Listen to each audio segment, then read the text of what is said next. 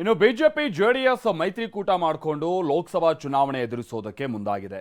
ಆದರೆ ತೆನೆ ಕಮಲ ಮಧ್ಯೆ ಸೀಟು ಹಂಚಿಕೆ ಗೊಂದಲ ಇನ್ನೂ ಕೂಡ ಕಡಿಮೆ ಆಗಿಲ್ಲ. ಹಾಸನ ಹಾಗೆ ಮಂಡ್ಯ ಲೋಕಸಭಾ ಕ್ಷೇತ್ರಗಳನ್ನು ಬಿಟ್ಕೊಡೋದಕ್ಕೆ ಎರಡೂ ಪಕ್ಷಗಳು ತಯಾರಿಲ್ಲ. ಹೀಗಾಗಿ ನಿನ್ನೆ ರಾಜ್ಯಕ್ಕೆ ಎಂಟ್ರಿ ಕೊಟ್ಟಿದ್ದಂತ ಅಮಿತ್ ಶಾ ಮೈತ್ರಿ ಮುನಿಸಿಗೆ ಮದ್ದೆರೆಯುವ ಪ್ರಯತ್ನ ಪಟ್ಟಿದ್ದಾರೆ. ಆದರೂ ಕೂಡ ದೋಸ್ತಿಗಳ ಮಧ್ಯೆ ಕಾಳಗ ತಾರಕಕ್ಕೇರ್ತಾನೆ ಇದೆ. ಅಮಿತ್ ಶಾ ವಾರ್ನಿಂಗ್ ಬಳಿಕವೂ ಮೈತ್ರಿ ಮಲ್ಲ ಯುದ್ಧ. ಹಾಸನದಲ್ಲಿ ಪ್ರೀತಂ ಗೌಡ ವರ್ಸಸ್ ಎಚ್ಡಿಕೆ ಮಧ್ಯೆ ಮಾತಿನ ಕದನ. ಅವನೊಬ್ಬ ನಮ್ಮ ತಮ್ಮ ಅಲ್ವೇ. ಇವಾಗ ಏನಾಗಿದ್ದಾರೆ ಮತ್ತೆ 28ಕ್ಕೆ ಏನಾಗ್ತಾರೆ ಗೊತ್ತಿರಲ್ಲ. ಮೈತ್ರಿ ಸಮನ್ವಯಕ್ಕಾಗಿ ರಾಜ್ಯಕ್ಕೆ ಆಗಮಿಸಿದ್ದ ಕೇಂದ್ರ ಗೃಹ ಸಚಿವ ಅಮಿತ್ ಶಾ ನಿನ್ನೆ ಕ್ಲಸ್ಟರ್ ಮೀಟಿಂಗ್ನಲ್ಲಿ ಮೈಸೂರು, ಚಾಮರಾಜನಗರ, ಮಂಡ್ಯ, ಹಾಸನ ಕ್ಷೇತ್ರದ ನಾಯಕರಿಗೆ ವಾರ್ನಿಂಗ್ ಕೊಟ್ಟಿದ್ರು. ಮೈತ್ರಿ ಬಗ್ಗೆ ಅಪಸ್ವರ ಎತ್ತದಂತೆ ಸೂಚಿಸಿದ್ರು. ಇದಾದ ಬಳಿಕವೂ ವಾಕ್ಸಮರ ಮುಂದುವರಿದಿದೆ. ಹಾಸನ ಟಿಕೆಟ್ ವಿಚಾರವಾಗಿ ಎಚ್ಡಿಕೆ ಮತ್ತು ಪ್ರೀತಂ ಗೌಡ ಮಧ್ಯೆ ಅಣ್ತಮ್ಮ ಮಾತಿನ ಯುದ್ಧ ನಡೆದಿದೆ. ಅವನೊಬ್ಬ ನಮ್ಮ ತಮ್ಮ ಅಲ್ವೇ. ಬಿಜೆಪಿ ಮಾಜಿ ಶಾಸಕ ಪ್ರೀತಂ ಗೌಡಗೆ ನಯವಾಗಿ ತಿರುಗೇಟು ಕೊಟ್ಟಿರೋ ಎಚ್ಡಿಕೆ, ಪ್ರೀತಂ ಗೌಡ ನಮ್ಮ ಸ್ನೇಹಿತರೆ, ನಮ್ಮ ತಮ್ಮ, ನಾವು ಅವರು ಜೊತೆಗೆ ಹೋಗ್ಬೇಕಲ್ವಾ ಅಂತ ಹೇಳಿದ್ರು. ಎಚ್ಡಿಕೆ ಮಾತಿಗೆ ಸೈಲೆಂಟ್ ಆಗಿ ಟಾಂಗ್ ಕೊಟ್ಟ ಪ್ರೀತಂ ಗೌಡ ಈಗ ತಮ್ಮ ಅಂತಾರೆ. 2028ಕ್ಕೆ ಅವರಿಗೆ ಪ್ರೀತಂ ಗೌಡ ಏನಾಗ್ತಾರೋ ಅಂತ ಕಾಲೆಳೆದ್ರು. ಈಗ ನಾವು ಅವರು ಅಣ್ತಮ್ಮದ ಥರ ಹೋಗ್ಬೇಕಲ್ವಾ. ಪಾಪ ಯಾರ್ಯಾರ ಅವ್ರ ಮನಸ್ಸಿನ ಮೇಲೆ ಇನ್ನೂ ಅವ್ರಿಗೂ ಎಂಗೇಜು, ಪಾಪ ಮಾತನಾಡ್ತಾರೆ, ಮಾತಿನ ಬಿರುಸು. ಅವನೊಬ್ಬ ನಮ್ಮ ತಮ್ಮ ಅಲ್ವೇ, ಕೂತ್ ಸರ್ ಮಾಡೋಣ, ಅದೇನು ಸಮಸ್ಯೆ ಇಲ್ಲ. ನಮ್ಮ ಪಕ್ಷ ತೀರ್ಮಾನ ಮಾಡುತ್ತೆ ನಾನೇನು ಮಾಡಬೇಕು ಅದನ್ನು ಬೇರೆ ಪಕ್ಷದವ್ರು ಹೇಳೋ ಅಂಥದ್ದೇನು ಪ್ರಸ್ತುತ ಅಲ್ಲ. ನಮ್ಮ ಪಕ್ಷದವ್ರು ತೀರ್ಮಾನ. 23ರಲ್ಲಿ ಏನಾಗಿದ್ರು ಪ್ರೀತಂ ಗೌಡರು, ಇವಾಗ ಏನಾಗಿದ್ದಾರೆ ಮತ್ತು 28ಕ್ಕೆ ಏನಾಗ್ತಾರೆ ಗೊತ್ತಿರಲ್ಲ. ಹಂಗಾಗಿ ಸುಮ್ಮನೆ ಒಂದೊಂದು ನಿಮಿಷಕ್ಕೆ ಒಂದೊಂದು ಮಾತಾಡೋದನ್ನು ನಾನು ಅದನ್ನು ಏನು ಅನ್ನೋದನ್ನು ಗಮನಿಸ್ಬೇಕಲ್ಲ. ಯಾರಿಗೆ ಹೇಳಿದ್ದಾರೆ, ಯಾವ ವ್ಯಕ್ತಿಗೆ ಹೇಳಿದ್ದಾರೆ, ಏನು ವಿಚಾರ, ಏನು ಸಂಬಂಧ ಅಂತೇಳಿ ನೋಡ್ಬೇಕು. ಇನ್ನು ಒಂದು ಹೆಜ್ಜೆ ಮುಂದೆ ಹೋಗಿ ಮತ್ತೆ ಕಿಡಿಕಾರಿದ ಪ್ರೀತಂ ಗೌಡ ರಾಜಕಾರಣದಲ್ಲಿ ಅಣ್ತಮ್ಮ ಆಗೋಕೆ ಸಾಧ್ಯವಿಲ್ಲ ಅಂದ್ರು. ಇದಕ್ಕೆ ಸಮರ್ಥನೆ ಮಾಡಿಕೊಂಡ ಎಚ್ಡಿಕೆ, ಏನ್ ಮಾಡೋದ್ ಬ್ರದರ್, ಈ ದೇಶದ ಮಣ್ಣಲ್ಲಿ ದಾಯಾದಿ ಕಲಹ ಇದೆ, ಆದ್ರೂ ಅವರು ನಮ್ಮ ತಮ್ಮನೇ ಅಂದ್ರು. 23ರಲ್ಲಿ ಸೋಲ್ಸಿ ಅಂತ ಹೇಳಿದ್ದಾರೆ, ಈಗ ತಮ್ಮ ಅಂದಿರ್ತಾರೆ. 28ಕ್ಕೆ ಏನಂತ ನನಗೆ ಗೊತ್ತಿರಲ್ಲ. ಹಂಗಾಗಿ ನಾನು ಅದ್ರ ಬಗ್ಗೆ ಏನೂ ಕಮೆಂಟ್ ಕೊಡೋದಿಲ್ಲ. ರಾಜಕಾರಣದಲ್ಲಂತೂ ಅಣ್ತಮ್ಮ ಆಗೋಕ್ಕಲ್ಲ.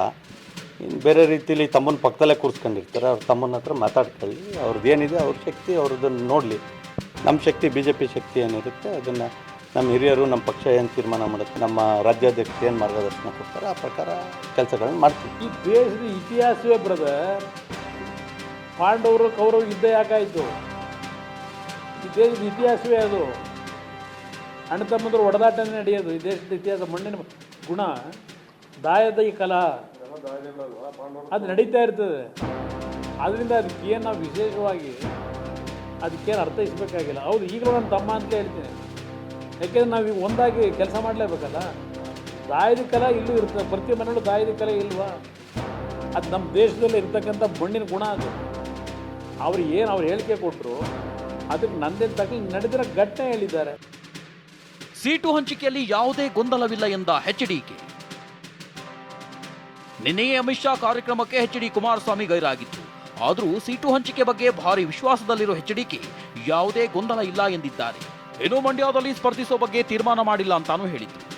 ಇಲ್ಲಿ ಸೀಟ್ ಹಂಚಿಕೆ ಏನಿದೆ, ಸೀಟ್ ಹಂಚಿಕೆಯಲ್ಲಿ ಯಾವುದೇ ರೀತಿಯ ಗೊಂದಲಗಳಿಲ್ಲ. ನಮಗೆ ಬೇಕಾಗಿರೋದು ಭ್ರಷ್ಟ ಸರ್ಕಾರ ತೆಗಿಬೇಕು, 28ಕ್ಕೆ 28 ಸ್ಥಾನ ತರಬೇಕು. ಇಲ್ಲಿ ಸೀಟಿನ ಹಂಚಿಕೆ ಎಷ್ಟು ಸೀಟು ಅನ್ನೋದು ಮುಖ್ಯ ಅಲ್ಲ. ಇವತ್ತು 28ಕ್ಕೆ 28 ಸ್ಥಾನ NDA ಪಕ್ಷದಿಂದ ಗೆಲ್ಲಬೇಕು ಅಂತ ನಾನು ಆ ವಿಷಯದಲ್ಲಿ ಈ ಕ್ಷಣದವರೆಗೂ ಯಾವುದೂ ತೀರ್ಮಾನಗಳು ಮಾಡಿಲ್ಲ.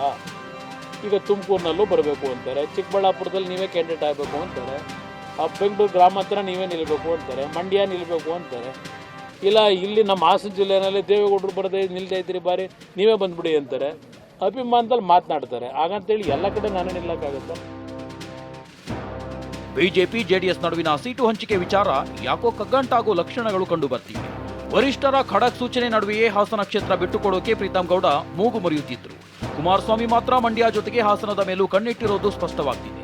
ಈ ಮಧ್ಯೆ ದೇವೇಗೌಡರ ನಿವಾಸದಲ್ಲಿ ರಾಜಕೀಯ ಚಟುವಟಿಕೆ ಗರಿಗೆದರಿದೆ. ಬೆಂಗಳೂರು ಗ್ರಾಮಾಂತರ ಕ್ಷೇತ್ರದ ಪ್ರಬಲ ಆಕಾಂಕ್ಷಿಯಾಗಿರುವ ಮಾಜಿ ಸಚಿವ CP ಯೋಗೇಶ್ವರ್ ಮಾಜಿ ಪ್ರಧಾನಿ ದೇವೇಗೌಡರನ್ನ ಭೇಟಿ ಮಾಡಿದ್ದಾರೆ. ದೇವೇಗೌಡರ ಪದ್ಮನಾಭನಗರ ನಿವಾಸದಲ್ಲಿ ಚುನಾವಣೆ ಬಗ್ಗೆ ಸಮಾಲೋಚನೆ ಮಾಡಿದ್ದಾರೆ. Bureau report, TV9.